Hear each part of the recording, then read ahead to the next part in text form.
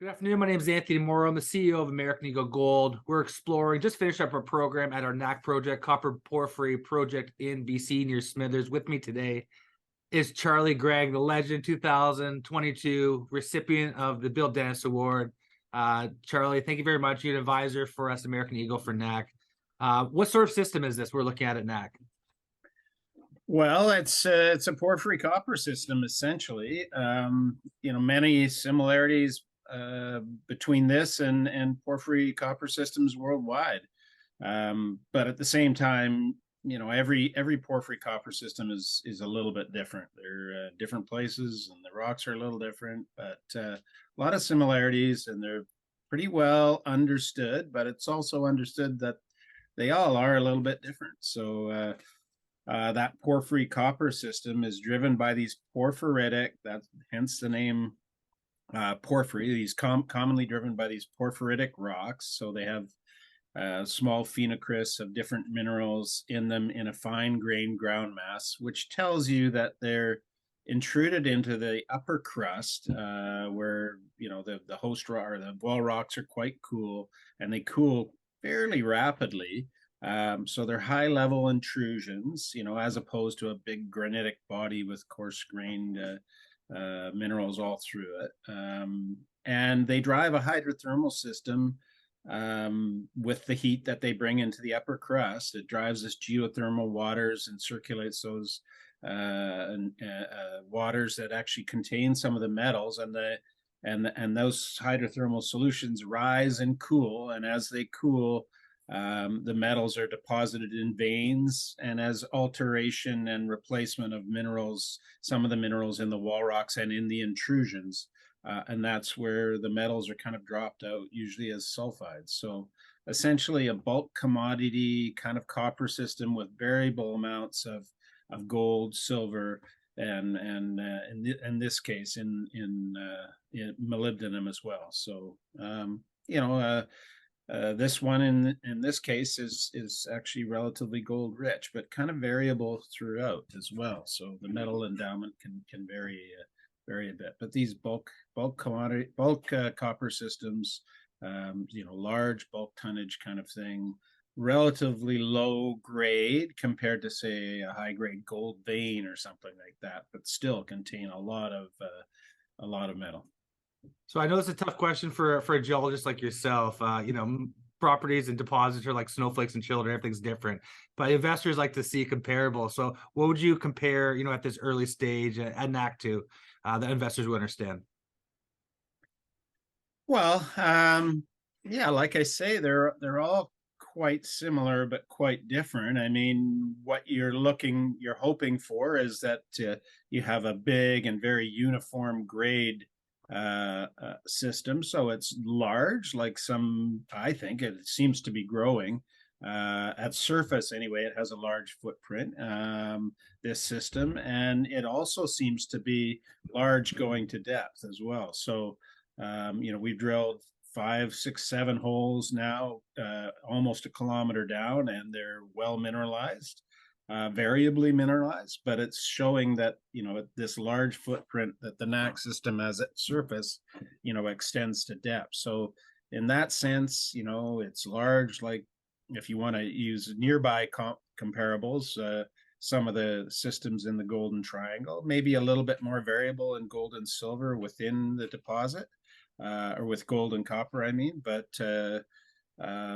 that's partly a function of not fully understanding the system, because very few holes have gone to depth in this deposit. And then other ones that are probably much more comparable to NAC locally are nearby deposits. So a couple of those have been mined right on Babine Lake there, on the Newman Peninsula, in the Bell Copper deposit in Grand Isle. And then there's another one, Morrison, that occurs fairly close by, that has some similarities. But those similarities are more in the age, so they're pretty much exactly the same age, Eocene, so 55 million years old, as opposed to the ones in the Golden Triangle, which are over 150 million years older than this one. So the similarities can vary, and sometimes the differences are subtle.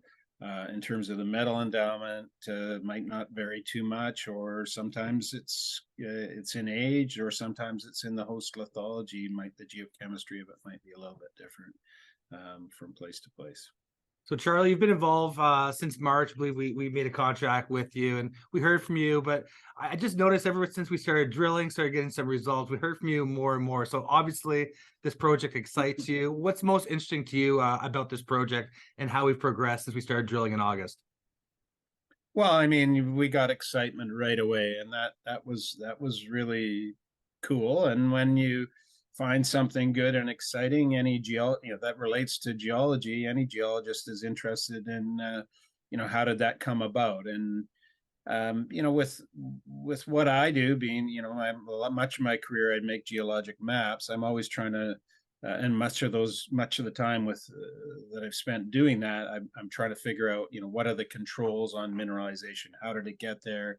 When you look at some rocks in the nearby vicinity, how do those relate to where the goodies are? And what controls where those goodies are? So you use that knowledge to try and look for more. So one of the things that really intrigued me about this thing is that he had some very good copper gold near surface, and then it weakened a bit, and then you got some really great looking copper with gold, way down deep. And it's like, okay, well, how do those relate? How do we understand those? How do we chase that good stuff down deep with only a few holes?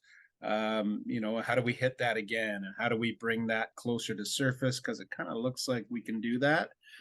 So that's a geologic challenge. How do you link up what you see in one hole to the next hole to the next hole, and then to what's been done before? Because was a fair amount of drilling done, in the past by a number of different operators. So that's kind of a challenge that we're looking forward to tackling. As we finish drilling here and get the core maybe sent down south. How do we link all these different elements together, and then use that knowledge that I think we'll gain, to help us explore in the coming campaigns. So I guess that dovetails to my next question. How do you vector into those high grade zones? Well, the easiest way is just to go, okay, this one links in this from this hole to this hole, and it's going in one direction. So you do that hopefully with just simple geometry. Sometimes there's things that get in the way, like maybe there's a fault that offsets things, or maybe there's a later intrusion. I don't think we've seen that yet, where it interrupts things. It's not a mineralized intrusion, so fortunately we haven't seen too much of that latter kind of thing, or either faults or later intrusions. But yeah, I think that's the simplest way, is with geometry. And again, you can help pin down that geometry by using the previous drill logs from previous operators to say, okay, that sounds exactly like what we're seeing down deep here, and that'll help us with the geometry that way. And you can also use alteration, the way the host rocks and the intrusions themselves, the minerals in those things have been changed by hydrothermal solutions affecting them, and changing the mineralogy. You can use that to sort of vector you in, because those changes in mineralogy will reflect the temperature of the hydrothermal solutions that are flowing through the rocks. And you kind of want to vector generally toward the hotter part of the system, because that's typically where the richest ore is. So the geologist, I really believe as well, we had a great second hole, almost a kilometer of 0.37% copper equivalent. Good top of hole, 300 meters, 0.61% copper equivalent. At the end of hole, we stopped in high grade mineralization, 3 meters from the top with 3% copper equivalent. Tell us the significance of this second hole. Well, I mean, to me, it's just, it looks like on our section, like the holes are right side by each, but these things are like a couple of 100 meters apart when they get way down there. And it's like, holy, I just about swore there, but I caught myself.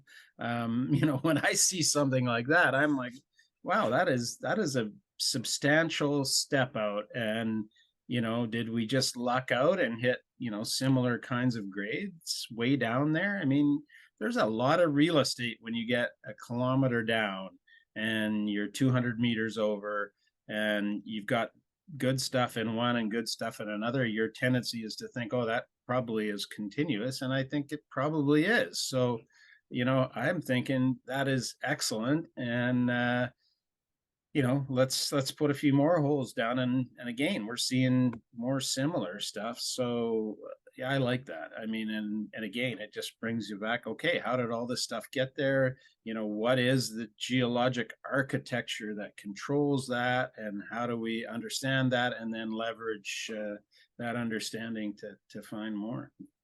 Well, that's why we have And the maybe best. bring it closer to surface, right? I mean, because ultimately that's what you'd like to do, is to have it kind of continuous to surface so that you could, bulk mine that somehow, right? And let the engineers take care of that part of it. Well, the bottom of actually hole 2 actually intercepted 300 meters step out at the very bottom. So even bigger step out. And that's why we have smart people like you that have a history of finding deposits. Got it already. in charge of looking for things. Now, one last question. Let's talk about 2023.